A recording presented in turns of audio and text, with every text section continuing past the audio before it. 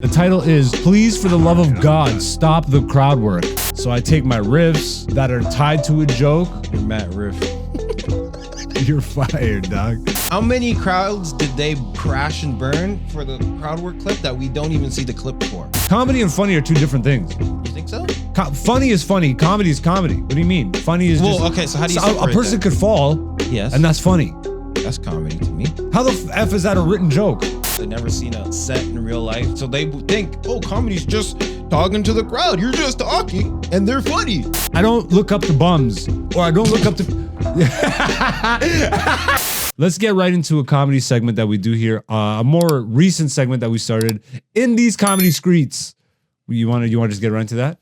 So me and Dante pretty much scour Reddit mainly, the stand-up comedy boards, and we find an interesting topic, question, anything that's, people are talking about comedy, and we try and at least give our 2 cents on what that is. And this one I didn't read fully, but it was interesting off the hop. Posted on r/standup by multifaceted simp. Jesus. Okay. So, and the title is, Please, for the love of God, stop the crowd work. I went to a comedy show at a prominent, expensive comedy club. It was a sold-out show. Maybe a dozen comedians came up. So many of them did not have any material. Instead, coming up and just looking at someone and saying, so what do you do? That warms my heart. And then not having any material or joke to build on. None of the comedians watched each other's bits, so awkwardly many comedians called on the same eccentric looking people in the crowd. People were groaning. The third time they called on the same person with the same question. Everyone was so ready and willing to laugh. One guy who did a pretty funny set about homeless people had everyone dying. It's effing lazy, and I don't care if you're trying to get some good content for your Instagram reels. I felt scammed. I'm begging you, stop this shit. If you can't be funny without crowd work, then maybe you're not a good comedian. Shambalaya. This is not even a comic. Yeah. I'm not crazy, dog. When audience members can be like, and I think you brought this up. Look, we were talking specifically about how social media has impacted and changed comedy, and you're like, most of these dudes are just going up for crowd work clips. Yeah. I think it was one of the last comedy Skreet segments. Yeah. First of all, do you agree with this person? Well, I haven't run into it personally. I feel like most of the time I'm the only one recording my set, but I'm not doing crowd work. Yes, you're working on your set. I'm working on my bit. Yeah, but you're trying to be a comic. Yeah, or you are a comic, I should say. Yes, but I don't see artist. Right on, artist. Oh, bro, no. One of us needs to stay above water, bro. I'm drowning. Don't go under the water with me. Don't look at me. I can't swim. Oh no, we're dude. No, but I personally from my time in the Skreets, I don't see anybody really doing crowd work trying to get comedy clips. Aside from one person, which was pretty recent. Yeah. And I think you know who it was. Yeah, we talked about it on a recent episode. Yeah. So that was like the only time I've seen it. Now, I will say, I do think that is what you mostly see on social media. Of course. Right? Because you can't really burn your material. Right? Yeah. So the best way to not burn material, I think, would be to do crowd work because it's something different every time. Right? So if you can just farm those funny moments if you can, then that's what you're going to do, because every time you're in front of a crowd, it's going to be different. You're going to get different whatevers and da-da-da-da. Maybe you might get some crazy moment.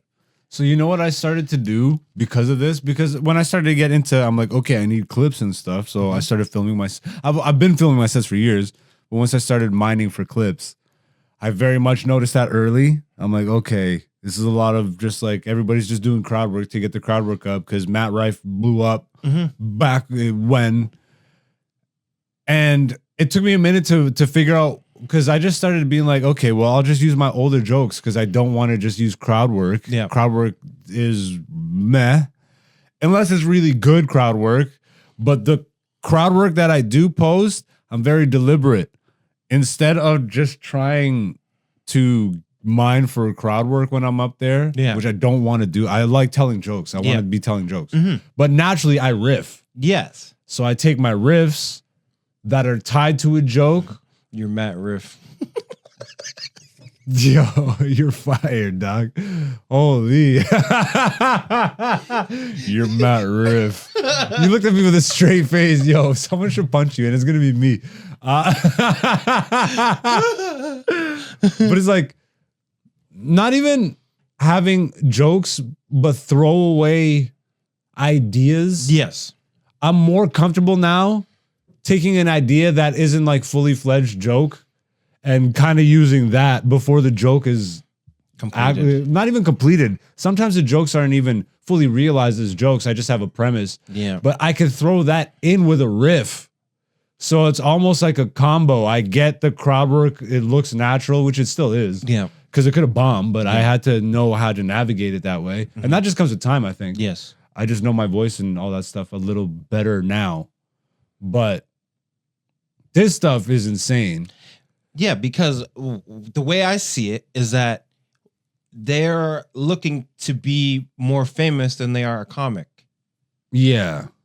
And I'm in clubs differently, you know, like as a comic, the clubs I go to are really comedy oriented. They're ran by people who love comedy. Yes. And I actually tend to watch the show. Yeah. I noticed that other comics are also watching the show. And then literally I was at the corner last week and it played out. Like everybody had something to contribute audience wise because it was a smaller show. I talked about it in the recap. Yes. It was a smaller audience, but actually, you know, they did kind of harp on the audience, but that's aside from the jokes. Yeah. Everybody had a different joke because they had watched what the comic before them had just done. Yes. So they didn't tread on talking to the same person the same way. Yep. And I'm guessing the person that posted this is in America. I'm guessing. Yeah, they said prominent comedy club. Yeah. That was a dead giveaway. Canadian comedy. But like, think of this, because now, like, even like audience members, because usually you think only comics are noticing this, but now it's like full on just audience members saying, I felt scammed because they didn't really get a comedy show. They got a I'm talking to the crowd show. Correct. And now comics are under the pressure of I need clips, so they're all going to shows, or at least the newer people who don't really get it yet, maybe never will. Going in with this mentality of I'm just trying to get clout or fame so I can bring people back out to shows or whatever. It's like it's hard. It's hard, man. If you're a comic out there, I feel your pain. 'Cause like if you're a comic at heart, if you just care about this comedy stuff. And you see me struggle here week to week, trying to really relay what it is exactly that I'm feeling. It's my love of the art of comedy runs way deeper than me wanting to be famous, but I'm not delusional enough to be like, I'm getting good for nothing.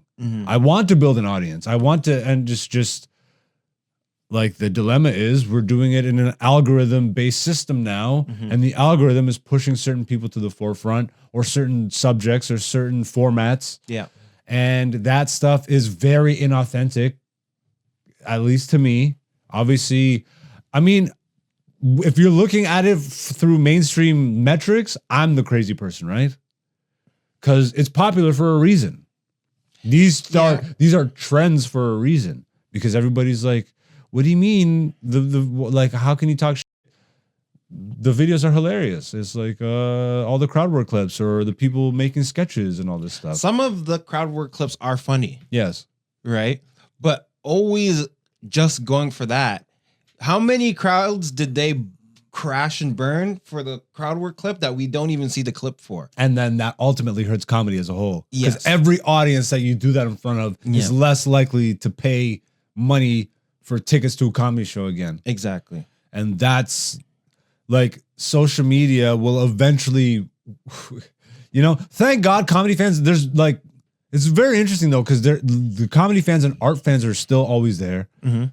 Like this person who was in the audience is like, stop doing crowd work. Yeah. When the audience is cognitive enough, this person's a real comedy fan to me. Yes. They went and wanted to people to tell a set They want or a series jokes. of jokes, which is what you should demand, I think, as a comedy audience. Yeah.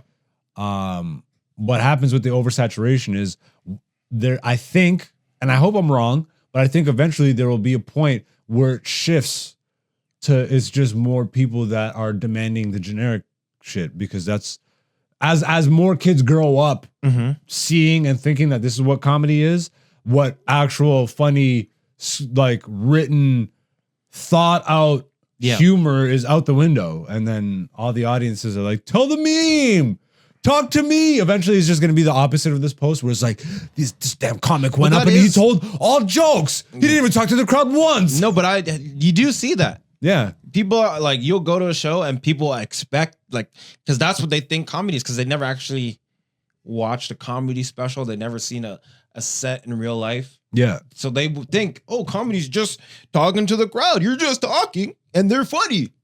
Or even worse, they think comedy is just only sketches. Like, again, and that's why the separation of the term comedy hyphen thing, or sketch hyphen comedy, you know, like, but now everything is just comedy. So in people's subconscious, because things are funny, there's no hyphen. But that's not comedy. Comedy and funny are two different things. You think so? Funny is funny. Comedy is comedy. What do you mean? Funny is just, okay. So how do you separate a person that? could fall? Yes, and that's funny. That's comedy to me. How the F is that a written joke? Stand-up comedy, then, I guess. Okay, see, so that's what I'm saying. Stand-up hyphen comedy. Yes, because I think comedy is just something that's funny. Comedy initially is, if we go to the etymology of comedy, is any story that has a positive ending. Yeah, okay. So back to day one comedy. That's what I'm saying. That's why Dante's Inferno is known as the divine comedy. Because there's nothing funny about going to hell, and no one's telling jokes. And so, anyways, I was in line in hell. To be fair, if you've lived a life, you see the humor in it. Well, you see the damn, this nigga's going through it just like I did. No, but honestly, but that's why it's the divine comedy. But it's just because it has a positive ending. Because there's only two kinds of stories. Is that it, or because life is comedy? Like, isn't that where that comes from? Because life is the divine. It's both that's where the happy and sad masks come from. Well, because one is comedy and one is drama. Correct. So, and then together they're life? I don't know. It seems like it. I always thought it was because there's these kind of plays and then there's these kind of plays. There's ones that end with a happy ending and ones that end in a sad ending. Yeah. Okay. So the dramatization can be either or. Yeah. That's how I interpreted it. Right. So comedy is not even like really funny, but it's positive ending. And what could be more positive than making you laugh at the end? I guess there was more of a distinction. At least when I was growing up, it feels that way. Like, you only ever called stand-up when I was growing up comedy. Like, if it was a comedy movie, it's a comedy movie. No. Or it's a movie. No, you say it's a comedy. I guess. We like growing up, we just called it stand-up. Yeah. You know, that I guess that is more of a singular thing. Yeah. But because I do agree with you. And but I just feel like everything is getting lumped into just one thing now. Am I wrong for thinking that, you think? I think it's all under the realm of funny, which I think is kind of synonymous with comedy. Yeah. I guess, yeah, maybe just in my mind it's just I think in your mind stand-up comedy takes up like 85% of the pie. Yeah, hell yeah. Hell yeah, dude. Hell yeah, brother. Hell yeah, brother. Austin 316. I just whooped your ass. You're trying to do sketch comedy. Oh, shit. You want to run around thumping your Bible, talking about your Charlie Chaplin 316. Well, Black Zeus 316 said, comedy is stand-up comedy, you jackass. And that's the bottom line, because this nigga said so. Let's see what some of these comments are saying. Also, like, look at the engagement. 711.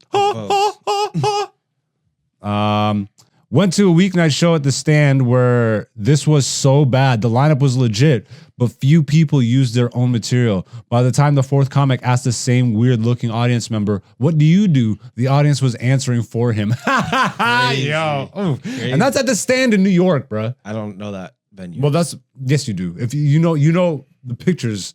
I'll see it. If I see it, I'll maybe. It's a prominent club in New York. I think it's like Manhattan or somewhere like in one of those areas. Yeah, I do think comics should at least have the courtesy to watch the other acts to avoid picking out the same people over and over. None of the comedians watch each other's bits so awkwardly. Many comedians called on the same eccentric looking people in the crowd. I've seen this happen before too, and I've never understood why, if you're a crowd work heavy comedian, you wouldn't watch the acts that go up before you. Yo, this is a good point. I'm about to make what might be the realest point about comedy. Like, go back to high school and remember all those people you knew in high school and how most of them are dumb. There's comedy, okay? But that's everything in life. Yeah. That's everything in life. I feel like people forget. Like, you look at a comic on stage or a stand-up. I really have to differentiate now. You look at a stand-up comedian on stage, and what you're running in your mind is like the best of stand-up, not taking in that this is just a dude like you, and he's probably crazy, or a girl like you, and he might be crazy, has neuroses. Most people don't think deeply about this. Yeah. They just don't, because the reason that most people are in it is not authentic to comedy, to being an elite comedian, to having an impact in the space of comedy. Like, I've realized now, like, legacy is so much bigger than just having a marquee. You know what I mean? What's blowing my mind, and I'm very grateful, is seeing the impact I've had just locally. Yeah. How many comedians that I've never met, every time I'm meeting new comics, they're like, "Yo, it's you." Like, and then they'll tell me something that they've heard, or here's some Hershon Aurora. Okay. Yeah. Salutes my brother. Every time I see this dude, he's like, "No, man, I always like, anytime I see you, it's like, I'm just so grateful because we always have such a positive, like, you've had such a positive impact on my thinking of comedy and stuff." It's that Jesus thing, bro. Be the living example. Yeah. It's not that you need to be, you just be a human being. Yeah. But I'm a type of person, I think deeply about things, about my own life, about comedy, obviously, about spirituality, about whatever. I'm thinking deeply. And the best comics, Patrice, George Carlin, friggin' Dick Gregory, Red Fox, Richard Pryor, George Carlin over there. Like Jim Carrey over here, Andy Kaufman. I don't look up to bums, or I don't look up to... Yo, it's timestamp that. Timestamp that. That might be the episode title. I don't look up the bums. That's hilarious. Because I know how you... Pause. But the people that I think made the best and most impact, and you can't front like Richard Pryor's not, George Carlin, Patrice aren't the people that made the most impact, are the people that think deeply about this shit. They're not the ones that Patrice blew up after he died. You can't front and be like, he didn't have one of the greatest impacts on modern comedy. It's greater than just trying clout or fame or whatever. It's an art. Yeah. And life is an art in and of itself. So when they're just one, which is what it is to me, there is no separation between comedy and life. I don't feel like I'm a comedian. This isn't something I run around saying, but to me, genuinely, I feel like I am comedy at this point. I have transcended trying to be a comedian.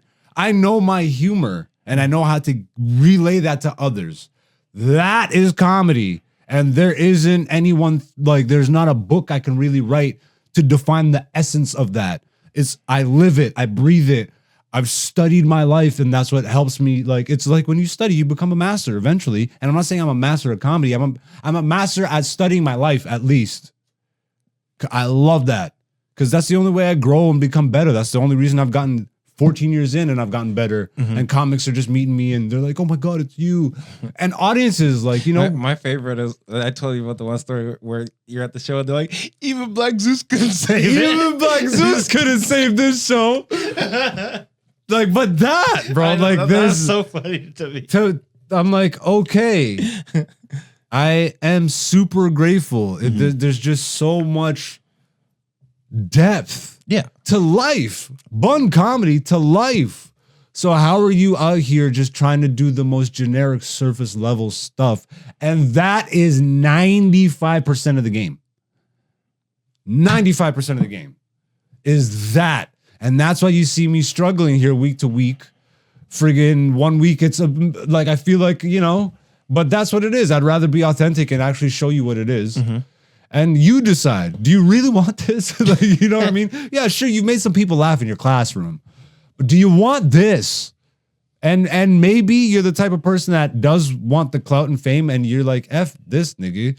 I don't care. And that's also part of the game. I think a lot of it is people don't want to be famous comedians. They want to be famous.